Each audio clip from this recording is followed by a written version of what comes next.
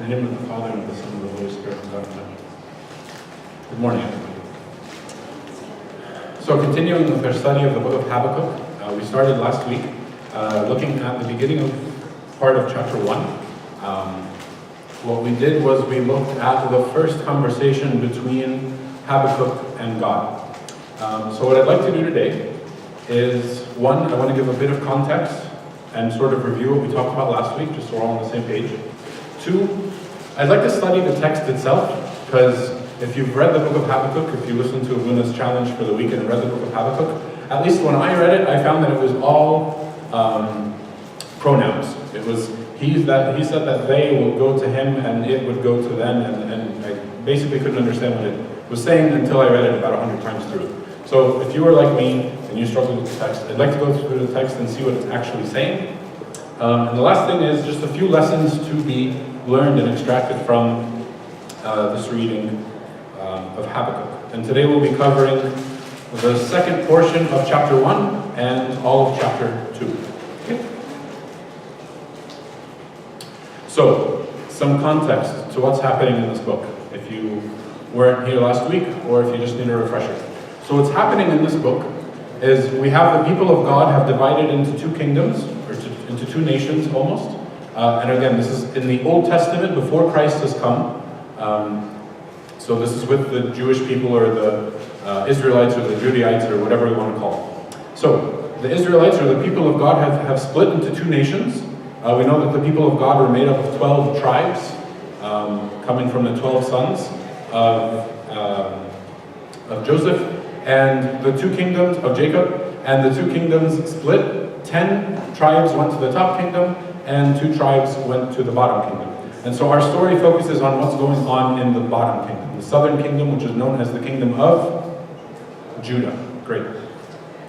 And so what's happening at this time, the upper kingdom, or the northern kingdom, has been corrupt, it has been stacked, it's been a mess for a very long time. We'll find relatively that the kings and the history generally of the northern kingdom went sour a lot earlier than the southern kingdom did. But it was inevitable for the southern kingdom to also go sour. And so that's sort of where our story picks up in the book of Habakkuk. So what's happening is that the southern kingdom basically has forgotten about God, has forgotten about his law, has left God. And the rich people are really rich and living lavishly. The wealthy are very lavish.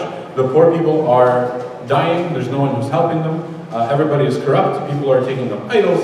It's just a mess. Okay? And so during this time, we get a few different prophets who are all being sent by God to tell the people to repent, and things just sort of keep getting worse.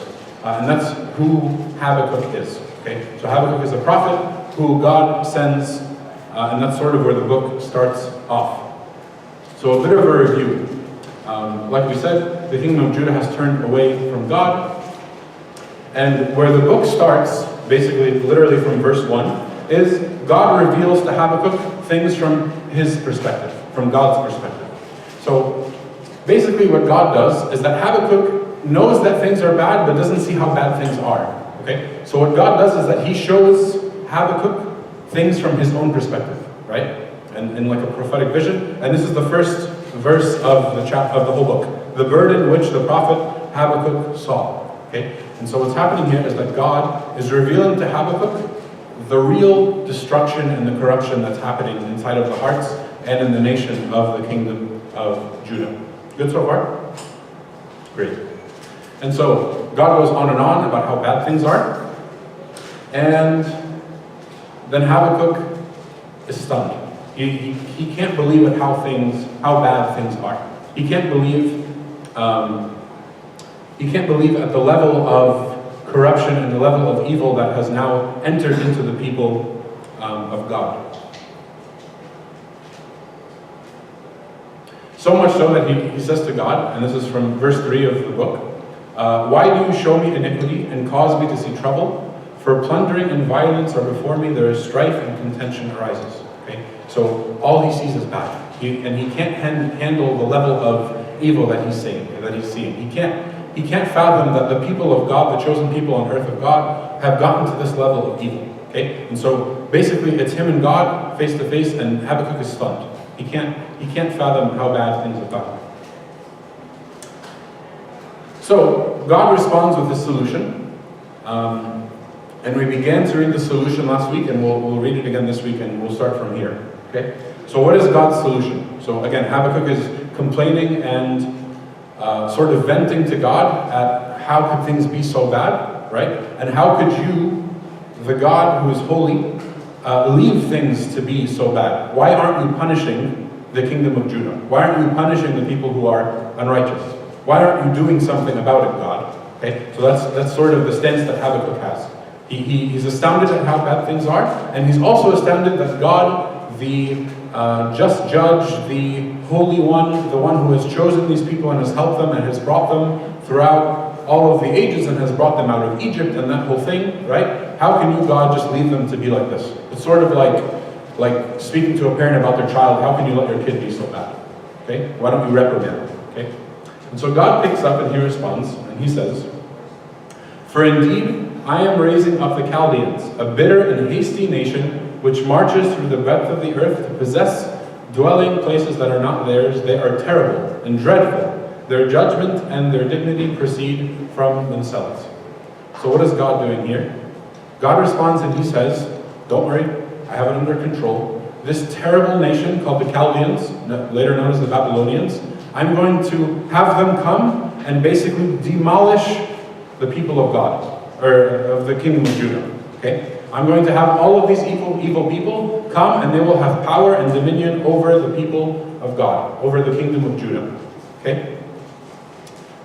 Habakkuk's issue was that the people were so bad, right, that he couldn't believe how bad they got, and he wanted the righteous God to come and to respond and to fix the people. What is God's response? I will take an even worse people, ones who are notorious around the earth. It says, a bitter and hasty nation which marches throughout the breadth of the earth to possess dwelling places that are not theirs. They are terrible and dreadful. Their judgment and their dignity precede themselves. So a people that are known across the earth as being terrible, God will now take these even worse people and throw them at the kingdom of Judah. Okay? And this is sort of where our story picks up. So we'll pick up with Habakkuk's reaction, which is basically a sum up of all of these things. Okay? Imagine that God says that not only am I not punishing my bad children, but I'm going to take an even worse children and give them power, and give them might, and give them space to have dominion. Okay? Habakkuk probably was freaking out. Okay? Probably was freaking out. He couldn't handle the fact that the people of God were bad, but on top of that, he couldn't handle that a holy God now was going to employ what seemed to him as evil forces. Okay? Enough of that. Okay? So, jumping to the text, I'd like to see now how Habakkuk responds. Because the structure of this book is literally Habakkuk speaks, then God responds. And Habakkuk speaks, and God responds. There's not much like storytelling. It's all sort of just reading their I am thread. Okay? So, this is how Habakkuk begins. His response to now God telling him that he's going to employ the Chaldeans, who are a horrible people, against the people of God. Are you not from everlasting, O Lord my God, my Holy One? We shall not die, O Lord, you have appointed them for judgment. O Rock, you have marked them for correction. You are of purer eyes than to behold evil. You cannot look on wickedness. What does he say? God, you are holy. God, you are my God. You are the rock, right? You are the one who is from everlasting. How can you employ such an evil people? It doesn't fit with who you are. Okay? So Habakkuk takes a step back and reacts to everything that he's seeing. Not only are the people of God like totally gone with destruction, but now the God who he sees as holy and unshakable and firm is now employing evil. Okay? Let's keep reading. Why do you look on those who deal treacherously, and hold your tongue when the wicked devours a person more righteous than he? Why do you make men like fish of the sea, like creeping things that have no ruler over them? Okay? So what is he saying here? What he's saying is, you are giving these evil people, who deserve even more punishment than the kingdom of Judah, the place to be fishers among fish. Okay? So the kingdom of Judah now will be like fish, where if they cast their nets, easily they're going to catch them. They're going to take their land. They're going to plunder them. They're going to eat them. Right? To use the analogy. He's saying, why are you holding your tongue back and letting the evil devour the righteous? What just happened? The people of God who he was waiting for him to punish and were so bad are now who? The righteous. Right?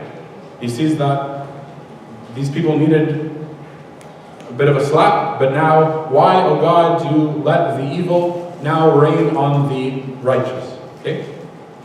Why do you allow them to be like the fish of the sea? Why are you letting your people, the kingdom of Judah, be like the fish who are easily taken up with a net? And another verse, yeah, it's the next one. They take up all of them with a hook, and they catch them in their net, and they gather them with their dragnet. Basically saying, we don't stand a chance among these people. Their reputation precedes them. They are known as a hostile, as a powerful, as a dangerous nation. Why are you throwing us basically into a lion's den, God? Right? I know I asked for punishment, and I know I asked for reproach against the people of Israel or the kingdom of Judah, but I don't see how this connects. This is too much. Okay? Therefore, they rejoice and are glad. Therefore, they sacrifice to their net and burn incense to their dragnet, because by them their share is sumptuous, and their food is plentiful. Meaning what? They steal and they gather and they ransack so much that their belongings and what they take become their God, right? It says they offer incense to their gatherings, right? And so who is their God? It's almost their pride or their power, right? What are they offering incense to? All the things that they plunder from other nations. They rejoice and they are glad, and they sacrifice to their net, and they burn incense to their dragnet, because by them their share is sumptuous and their food is plentiful. Meaning what? He's not just saying that they eat a lot. What is he saying? That they plunder nation after nation after nation. This isn't something new, right? So he's pointing out to God just how bad these people are, just in case maybe God missed it. He didn't get it, right? Shall they therefore empty their net and continue to slay nations without pity? So Habakkuk is just, I don't know how to put it, distressed. He's saying, are you just going to let them keep doing this over and over and over? That they plunder a nation, and then they empty their net of what they took, and they go to another nation, they plunder that nation, right? God, where are you? How are you going to let this evil continue, right? I asked for you to seize the evil of our people, but this is just an evil that nobody can handle. This is too much. This is an issue that, we won't ever get out of, right? Can you imagine being in the face of, God Almighty in all of this and having this sort of conversation, right? Where he's not only pleading with God, but he seems to be correcting God, right? And he's going on and on about, God, are you crazy? God, don't you see? God, haven't you seen in the past? God, aren't you going to do anything about it? Right? And so, he sort of puts his foot in his mouth, and after he's done going on and on and on and on and on, right? Because there's a lot of verses, I only picked a few. He goes on and on and on about, God, don't you see? And God, aren't you aware? And God, aren't you paying attention? His next verse, and this is what starts chapter 2, is, okay, I will stand my watch and set myself on the rampart. So I'm going to take a step back. I'm going to breathe and watch to see what he will say to me. And I will answer when I am corrected. I'll read it again. I will stand my watch and set myself on the rampart and watch to see what he will say to me. And what I will answer when I am corrected. What is Habakkuk thinking or saying here? Any thoughts?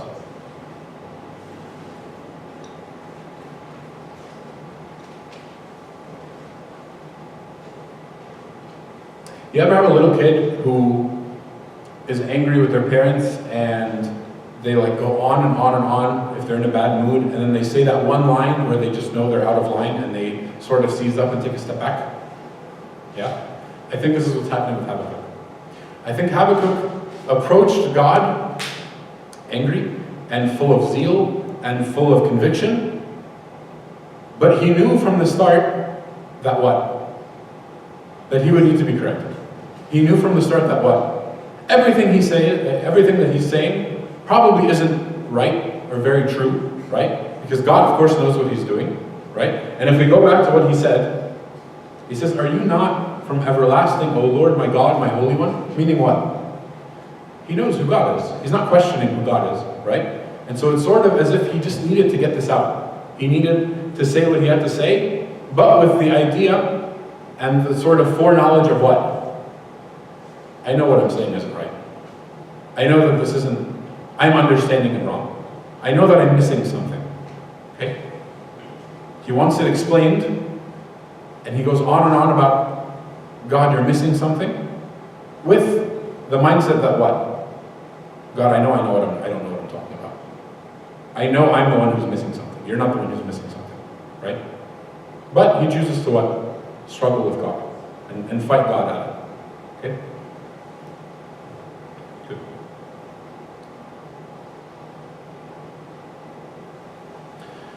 So God responds, nice and gentle. Okay? He says, "Write the vision and make it plain on tablets, that he may run who reads it. For the vision is yet for an appointed time, but at the end it will speak, and it will not lie. Though it tarries, wait for it, because it will surely come, it will not tarry." What is God saying? Are you done? Can I talk? Get out a pen and paper, literally get your tablet out, and start to write what I'm going to tell you. Why? Because this thing that I'm about to tell you, it is your job as the prophet now to go out and to share it with the people, plainly. Okay? And he says what? Though it tarries, wait for it, because it will surely come, it will not tarry. For the vision is not for an appointed time, but at the end it will speak, and it will not lie. Meaning what? God is going to give him the answer for not this time right now. He's not going to address the corruption of Israel now. But the thing that God will say will be about what? Later, when they are plundered and captive and taken over. Okay? So he's saying that I will give you the message now, and it won't make sense until you really need it. And when is the time that they'll need it? When they are plundered, when they are taken over by this nation, when they have no power of themselves. Okay? God is telling him to do what? Trust in what I will tell you, and trust in what I am doing. Yeah? Habakkuk starts to feel it himself, and he says, I'm waiting for my correction. And God tells him himself, I'm sure of what I'm doing. Don't worry. Trust me. And this next part that I will give you will ease things for you when things are really bad. Okay? Yes? I'm just a little confused. Was there already a vision at the beginning of chapter 1? Yes. That is not mentioned in No. Christ, right? Yeah. So the vision... Is this like a follow-up? So the story starts, or the book itself starts from the burden which the prophet Habakkuk saw. So you already saw it. He saw it. And then the next verse is him crying out to God in response to these things that he saw. He says, how long, O Lord, shall I cry out unto you and you will not hear me? Being wronged, I cry out to you and you will not save me. Okay? So we assume, or the understanding here is that God revealed to Habakkuk a bunch of things about the people, and his response is basically about the people, about the things that he saw. Yeah? Make sense? Cool. Any other questions? Yes? Was showing the vision and letting him know ahead of time was like a warning to the Jews to see who will really trust in God's word and correct himself? Did it carry some of that? Are you asking him about the first vision in the beginning of the chapter, or this one? No, this conversation when he said write it on tablets and Yes. put it out. Yes. So we'll see that it's the content of what he's going to be talking about is he's going to be talking about the unrighteousness of the people who will take over them. We'll get to it, I promise. But it's a good question. Okay, so I'll read it again. Write the vision and make it plain on tablets that he may run who reads it. And we'll talk about what run means in a little bit. For the vision is yet for an appointed time, but at the end it will speak and it will not lie. Though it tarries, wait for it, because it will surely come, it will not tarry. Okay?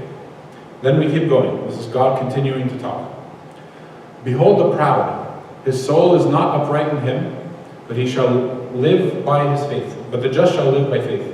Indeed, because he transgresses by wine, he is a proud man, and he does not stay at home. Because he enlarges his desire as hell, and he is like death, and cannot be satisfied. He gathers to himself all nations, and heaps for himself all people.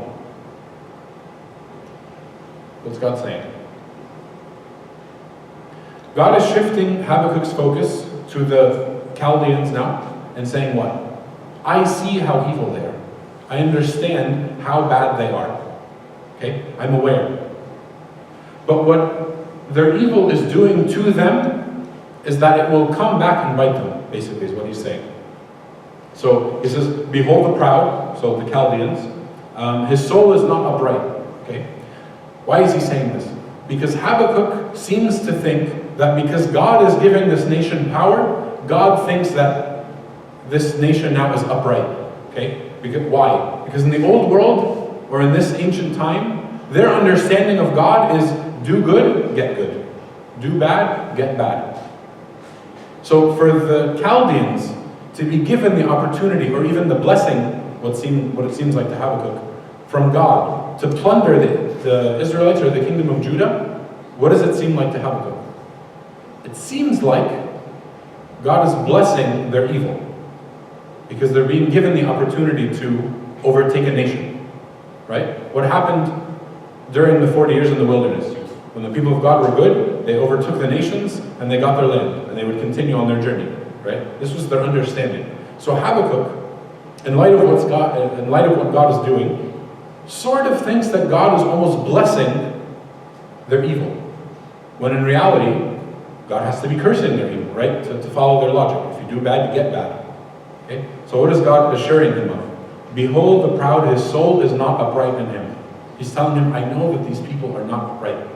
I'm not rewarding them. Okay? The just shall live by faith. Okay? The just are the ones who are going to live. We're going to make it.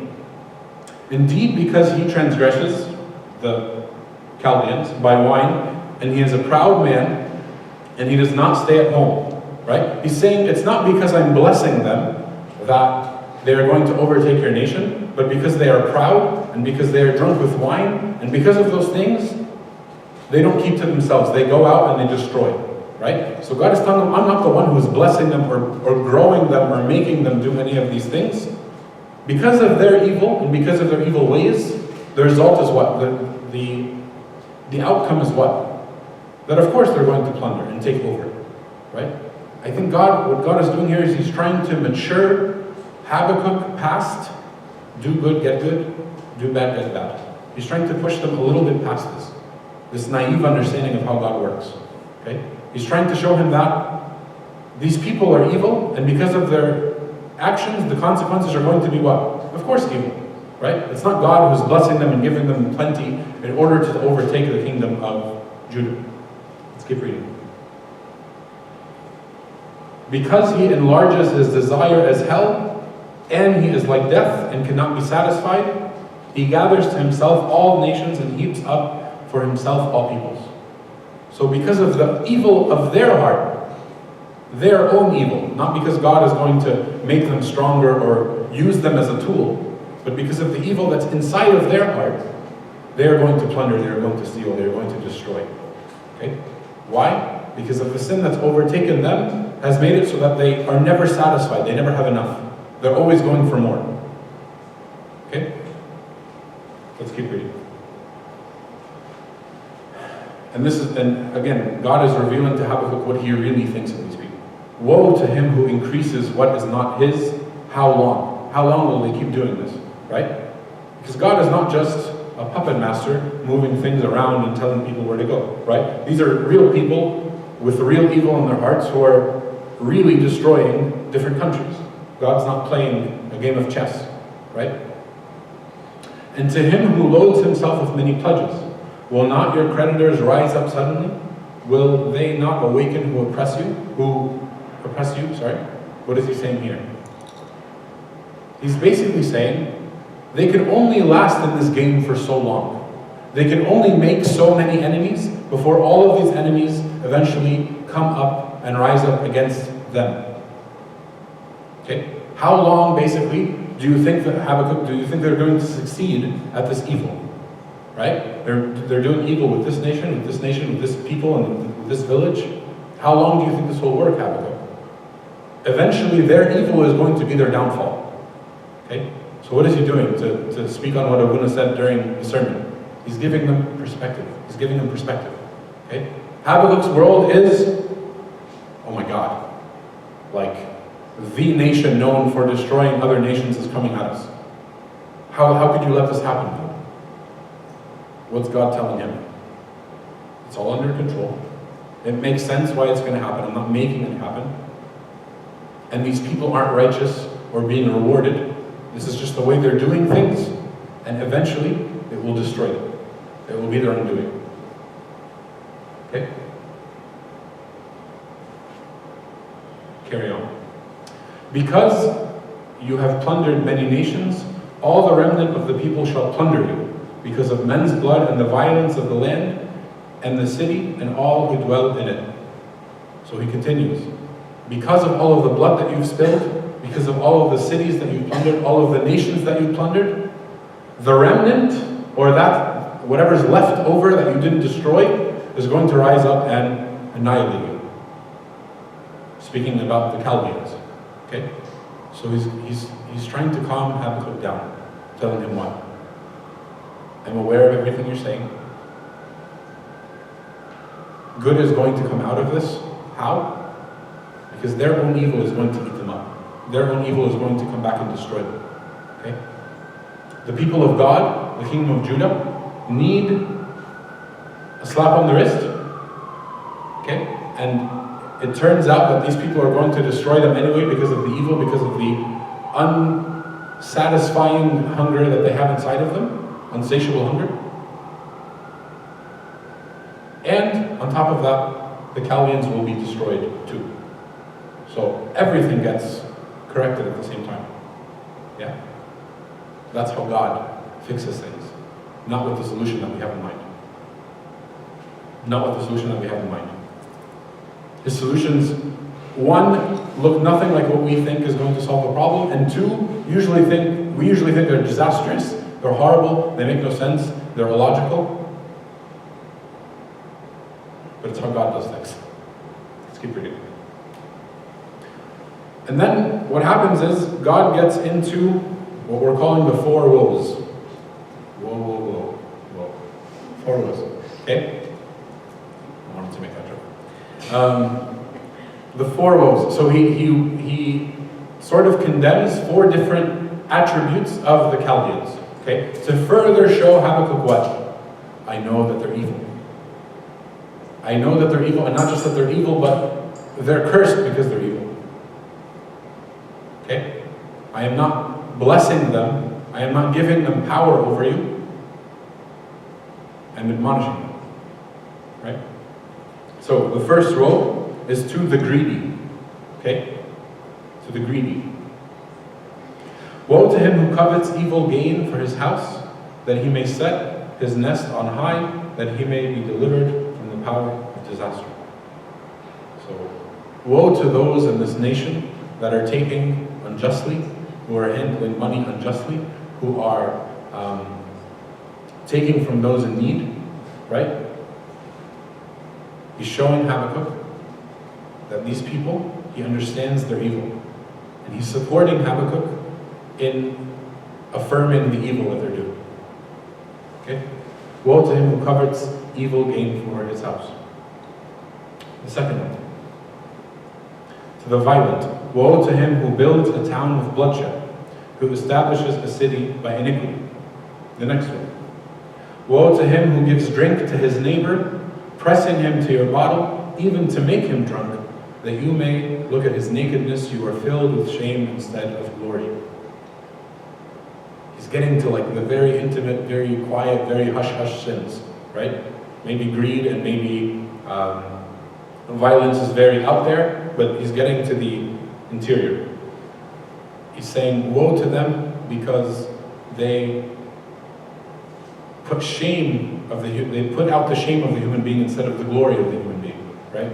God meant for people to be glorified beings, and they flip it with drunkenness and with morality, we'll call it, and they bring out the shame of the human being, right? Woe to him who basically forces each other to get drunk in order to be full of shame. And the last woe is, woe to him who says to wood, awake, to silent stone, arise, it shall teach. Behold, it is overlaid with gold and silver, yet in it there is no breath at all. What is he talking about here? Worshipping idols, yeah.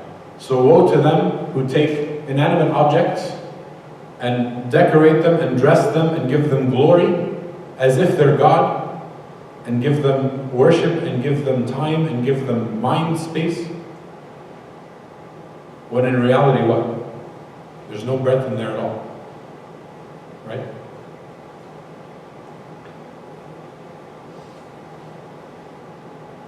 That's basically the text. So that's the rest of chapter 1 and all of chapter 2 is Habakkuk responding, God responding back. Okay? And we'll pick up next week with Habakkuk's response to God's response. Okay? A few lessons that we can take from this reading. One is the life of Habakkuk and the spirit that Habakkuk had. Okay? One, he didn't accept things passively that were happening in front of him. Okay? What did he do when he saw the calamity that was around him? He jumped to pray. He jumped right away. Okay? God didn't show him all of the corruption that was in the kingdom of Judah, and then he'd go waltz away and say, oh, woe is me, and this is bad, and be in despair, and nothing's going to be good. It says right away. He saw. The next verse is, how long, O Lord? He prays right away. Okay? And he doesn't just pray, but he what? He like struggles with God, and he fights God, and he makes a case before God. Even if he knows what? That he's wrong. Even if he knows he needs to be corrected. Even if he knows he's missing the actual answer or the actual gist of what he should be arguing about. He does what? He doesn't just leave it. He doesn't figure it out on his own. He prays and he wrestles with God. And we see this as a trend all over the Bible of people wrestling with God, right? Of people being face to face with the Almighty, the creator of the universe, the one who could make them disappear, and not just giving up, right? And not being too scared to say anything. They do what? They stand their ground and they fight it out with God. We see this in Abraham, we see this in Elijah, we see this in Esther, we see this in Jacob, right? They stand and they tell God what they're thinking. They fight with God. But fight with God knowing what? Another lesson that we can take from Habakkuk. Knowing what?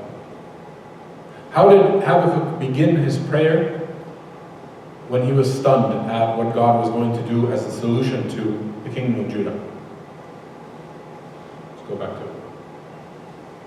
So after he was here, what is rightfully for him to say?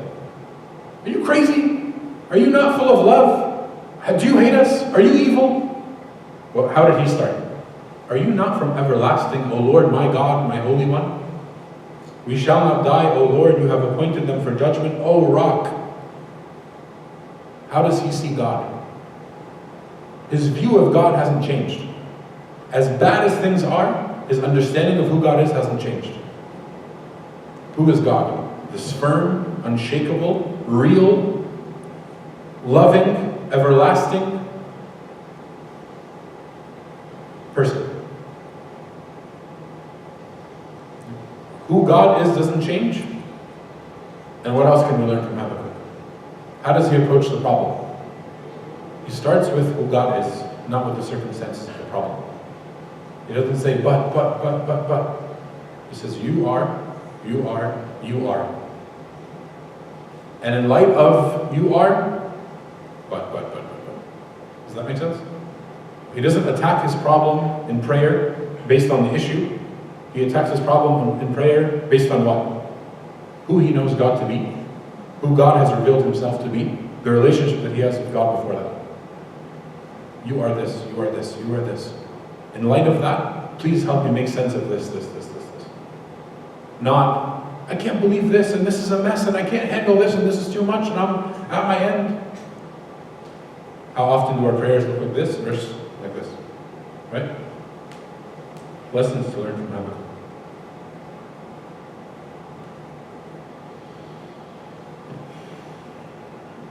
To go along with the idea that he struggled with God with the ending of what? He was ready to be corrected. He was willing to be corrected. He was looking forward to be corrected. Right? He wasn't just okay with God correcting him. He basically said his prayer knowing that the end point would be, God, please fix what I don't understand. I know I seem angry, and I know I'm venting, and I know I'm getting this all out, but what? But you are everlasting, you are rock, you are Holy One, you are Lord. Please teach me. Please show me what I'm understanding wrong.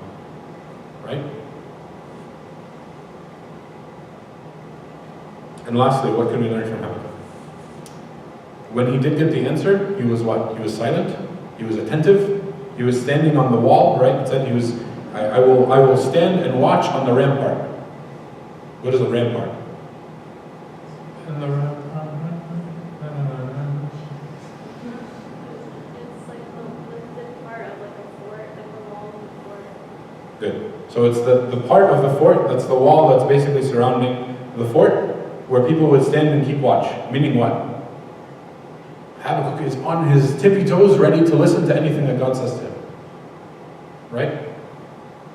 After Habakkuk gives his prayer, in response he says what? I'm here and I'm committed and I'm going to listen. And not only does God give him the answer, but he gives it to him in a frustrating way. What does he say? This prayer is not going to be answered now, it'll be answered later. This prayer is not going to be answered now, it'll be answered later.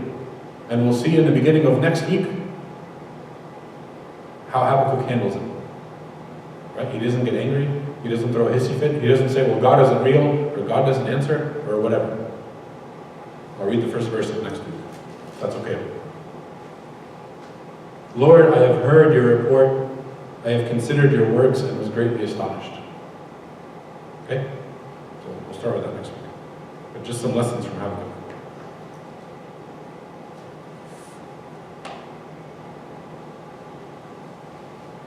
Another lesson to pull out of this chapter. Nothing escapes the eyes of God. Nothing escapes the eyes of God. When it seemed to Habakkuk that God missed some things or didn't know the details or didn't know the ins and outs or had a wrong perception or whatever it is, what did God do?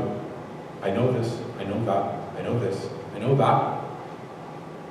And what you're missing is in light of all of that, this is why I'm doing things this way.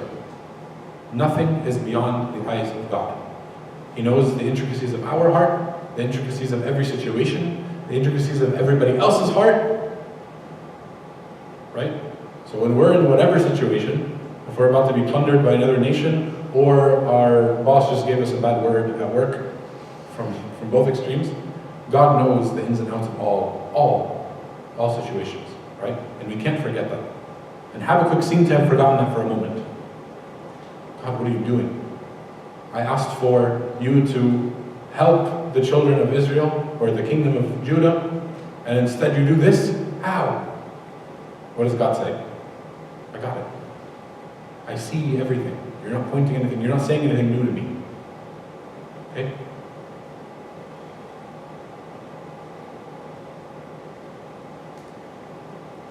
God is always going to be just and will always do what he did with Habakkuk, which is what?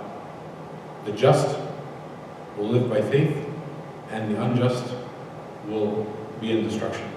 Psalm 1 captures this perfectly. Blessed is the man who walks not in the counsel of the ungodly, nor stands in the path of sinners, nor sits in the seat of the scornful, but his delight is in the law of the Lord, and in his law he shall meditate day and night. Then it goes on later to say, the ungodly are not so, but are like the chaff which the wind drives away. Therefore the ungodly shall not stand in judgment. The ungodly shall not stand in judgment. Nor the sinners in the congregation of the righteous. For the Lord knows the way of the righteous, but the way of the ungodly shall perish. Okay? Nothing goes from the eyes of God. And one last thing to contemplate on, and the same idea, is that Christ is always on his throne. Right? No matter how chaotic things may get, no matter how helpless we may feel or in despair we may feel, God, my God, the Lord, the Holy One, the Rock from everlasting, is where? On his throne. Nobody's ever in charge except for him. Everything is always in his hands. Yes, things may be horrible. Yes, things may seem grim. Yes, it may seem like we're about to be plundered by a nation of plunderers. But what? This is all still happening within his hands. Right? We're all still held in there. Okay? So, let's learn from Habakkuk in how we sort of deal with our issues, and how we pray about our issues, and how we see God during our issues. And let's remember how God revealed himself to Habakkuk. That he is the one who is everlasting and has everything in his hand. Yeah? Any questions? Sarah? Have you noticed that language, frequently hear that language that, it's like several slides back where he says, where he's talking about the vision not coming yet. It says, it will be, saying that it will be a while, but then it will not tarry. Right? I noticed that language a lot, like, where scriptures, like, these, There's. yes, he says, though it tarries, wait for it, because it will surely come, it will not tarry. It seems like there's kind of like that sort of tension throughout in a lot of scripture. I mean, sometimes I read it and I wonder what it means, like, or why it's being described that way. Like, you're going to be waiting for a long time, but it's going to come early. You know what I mean? Yeah, and I think I wonder what that captures. yeah, and I started to read chapter 3 myself, just to sort of see where Habakkuk is heading and where God is heading with all of this. And one thing that I noticed is that the understanding of how Habakkuk's understanding of what God is now doing is not just about the kingdom of Judah anymore, because there's even prophecies in his next little blurb that talk about Christ himself coming, right? And not just about the kingdom of Judah being plundered by the Chaldeans, but that God himself will come and he will save his people, right? So I think that it's that the prophecy sort of is revealed on multiple levels. So what is going to be done will come as an aid in the time of the actual destruction of the kingdom of Judah, and will also be fulfilled at a later time. At least that's how I see it. Do you have anything to add? I think it's a really good point.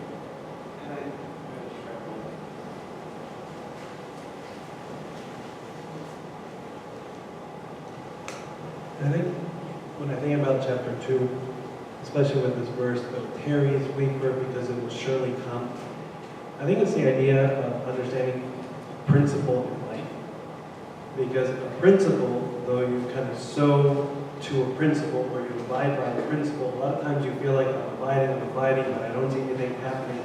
But so many have gone before you, abided by the same principles, and in the end, you see, oh, that's why they abided by this principle, because it really saved them, or produced the fruit that they wanted, and so on. And I think similar to this, because one of the underlying themes that we're really going to jump into next week, where he says, the just will live by faith. And so, faith always doesn't produce the results that we want or we hope for right away. But faith is something that, if we abide by faith, what we're saying is a principle. And if you abide by faith, God will honor that faith. It may not be now, it may not be next month or next year or in time, but at some point, God will honor our faith. And so I take it as it's a bit of a principle. You say, it may tarry, you may start to question it, but a principle or a truth of God always comes through in you. And as we kind of wait for it, we'll see the truth reveal itself over time. But the point here is, with many of those prophets, the outcome came up in their life.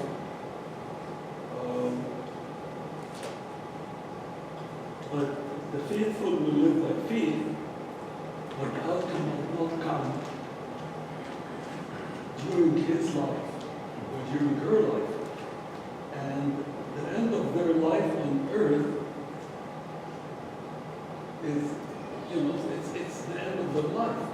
So the outcome might or will come, but it will come after the end of their life. So I don't know. God's not limited to our lifespan to prove His promises to be true. Yes. God is like Habakkuk. He believed in God, and he believed that even though he is complaining and he is, debating with God, but he still knows that God is the highest power. But on the other hand, I'm not questioning God.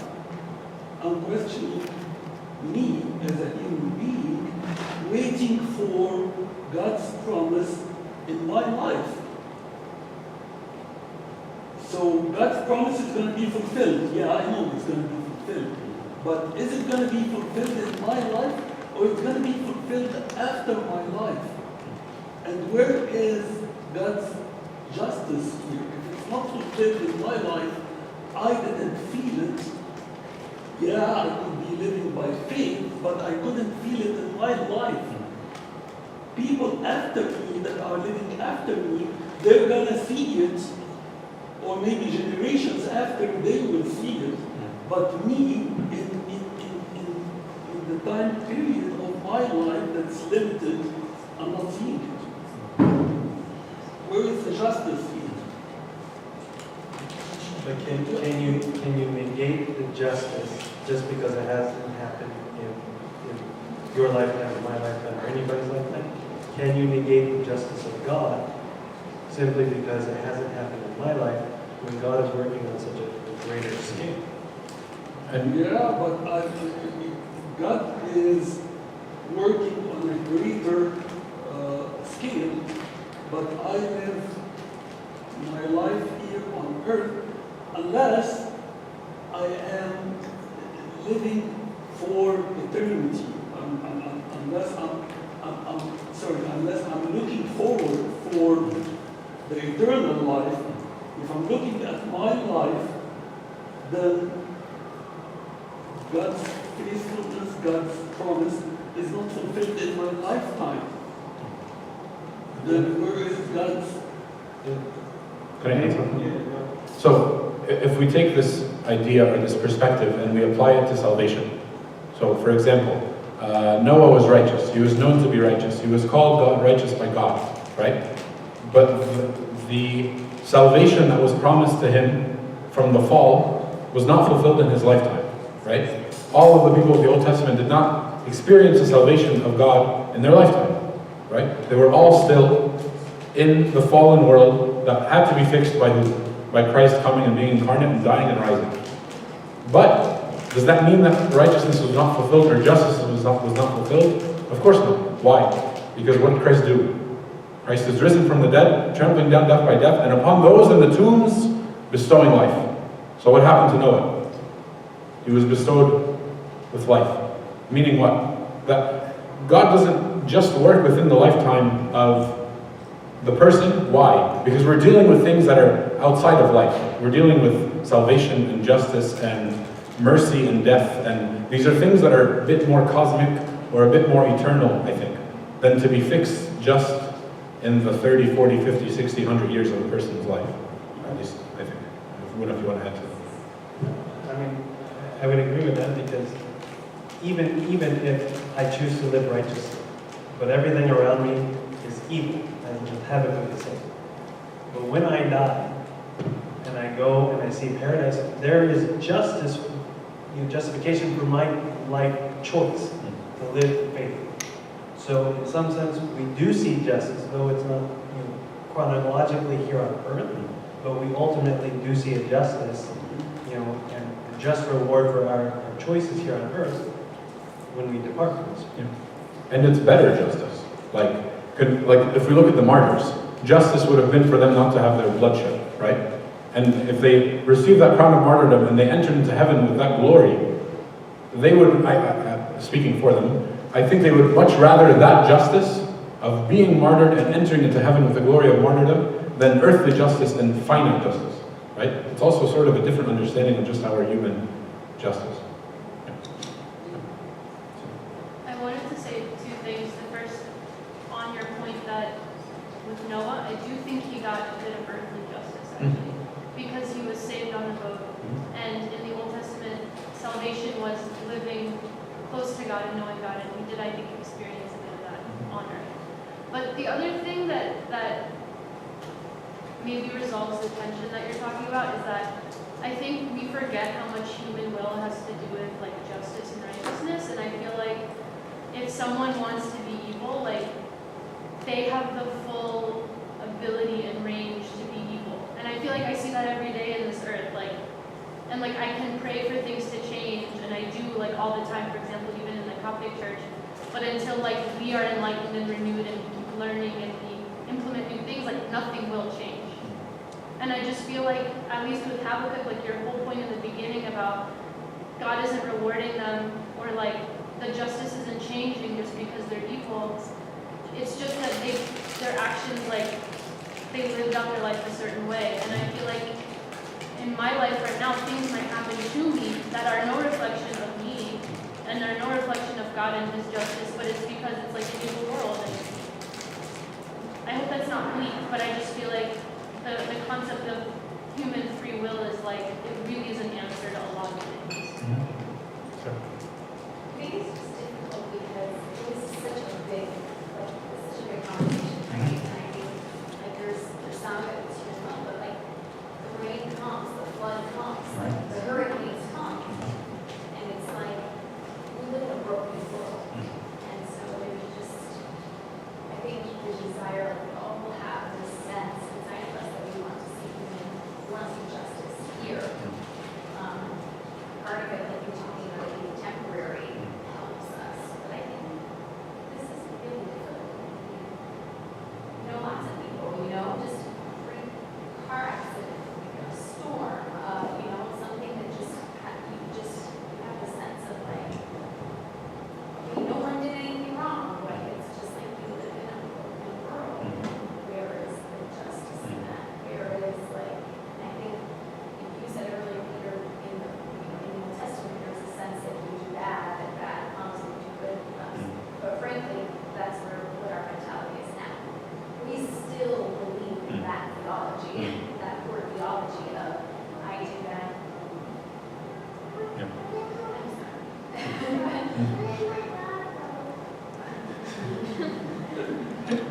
Take the fight for justice. She ate her banana. But I just think I don't know. It's so Yeah. difficult because we live in a broken world. Exactly. I think what's tough is that we always get a taste of justice here on earth.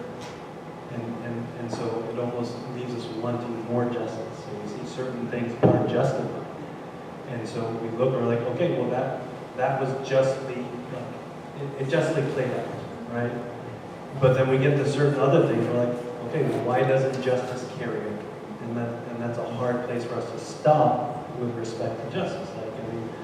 I was listening today, and I was just like, oh man. I think of ISIS, for example. I'm just look at what they've done, and what they are doing, and what they're trying, and it almost seems like they're succeeding in a very sadistic way. Sometimes it feels like they're succeeding. And I'm just like, where's the justice? Why can't justice carry over to a situation like that? And it's hard to just all of a sudden say, okay, justice is serve, serve, serve, and then it stops. And that's a really difficult place to live. And I mean, that's the whole idea behind living a life that's kingdom-oriented, right? That's not world-oriented or life-oriented, but kingdom-oriented, right? When we say, thy kingdom come on earth as it is in heaven, what are we saying, right? We're saying that we know that this is a pit stop. We know that we don't have control in this world. We know that the prince of this world is coming and has nothing in me, right? We know all of those things. And we have to live lives that reflect that, right? Of having correct theology, and theology meaning we understand God correctly, and we understand how this world sort of functions, and our role in it, and our participation in it until we leave it, right? And we continue on the real world, right? Because this is just now. Yeah.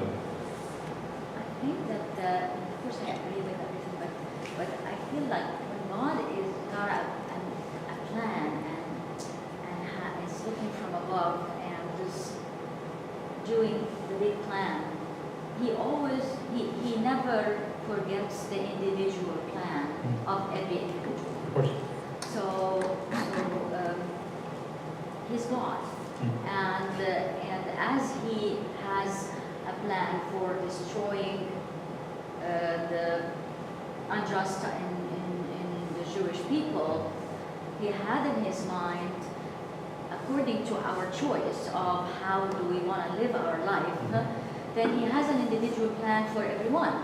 So he had in mind Daniel in the captivity, and how is he going to continue to follow God and preach God to the other. I mean, he's just beyond understanding, but I don't think he ignores the individual in his. I mean, I would feel comfortable that if there is some kind of a disaster happening in a certain area, he knows every individual that's going to be affected with this disaster, and since life is limited anyway, and there's many ways to leave this life and go on to eternity, then he will just carry everyone as an individual in spite of the general plan. Of course, yeah. I mean, and that's what I meant by the slide, that like God sees everything, and he knows everyone, and he knows the intricacies of every issue, right? And he's willing. Here, Habakkuk is speaking, or God is speaking about the kingdom of Judah. But do we not also think that God knows about all the Jewish individuals in there? Of course, he knows their hearts, and he knows which ones are wealthy and living lavishly, and which ones are wealthy and giving to the poor, and which poor are stealing, which poor are, right? He knows the hearts, right? Yeah. I think we need to wrap up because the chanter's class is about to start. It's a great discussion, good questions. Honestly, if anybody wants to continue the discussion, it's available. But the question, we'll have one for next week. Let's see how we'll pray. You know, Father, in the Son, and the Holy Spirit, God, and we thank you for your lessons, we thank you for your God is here. And thank you for the opportunity to wrestle with tough questions. We ask, Lord, that we wouldn't give up, that we wouldn't learn from them, and say that we were right, and that we would leave room for ourselves to be corrected. For truly, your ways are not our ways, and your thoughts are not our thoughts. So please, Lord, help us to be humble, to be enlightened by you, and to trust in you. In the intercessions of all your saints, we please you from the beginning. Hear us as we say, Our Father, who art in heaven, hallowed be thy name. Thy kingdom come, thy will be done, on earth as it is in heaven. Give us this day our daily bread. Forgive us our trespasses, as we forgive those who trespass against us. And lead us not into temptation, but deliver us from evil. In Christ Jesus our Lord, for thine is the kingdom, power, and glory. Now, Lord, God the Father, grace was only and Son, and Lord God, and Savior Jesus Christ, who gives the Holy Spirit, we give you all the peace and love.